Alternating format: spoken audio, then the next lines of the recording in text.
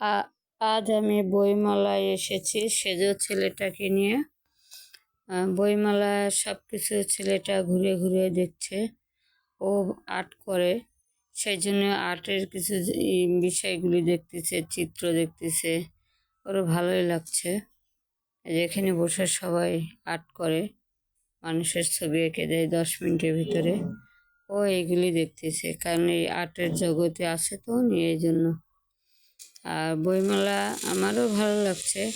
আসলে বর্তমান যুগে মোবাইল হয়ে মানুষ বইয়ের থেকে অনেক দূরে সরে গেছে। বই পড়া ভালো। বই বইয়ে পড়াটা খুবই মানুষের দরকার, মানুষের জ্ঞান বাড়ে। বই পড়লে জ্ঞান বাড়ে, কিন্তু আমরা তো আসলে বই থেকে সরে চলে যাচ্ছি। সব সময় আমরা মোবাইল নিয়ে ব্যস্ত থাকি। এই মোবাইল নিয়ে তো ব্যস্ত থাকার কারণে মানুষের চোখের ক্ষতি, ব্রেনের ক্ষতি, অনেক কিছু সমস্যা হয়। কিন্তু বই পড়লে এই ধরনের সমস্যা হয় না। বই আমি চাই সবাই বই পড়ুক, বই সম্বন্ধে জানুক। সেই জন্য বইমেলাটা আমার কাছে ভালোই লাগে।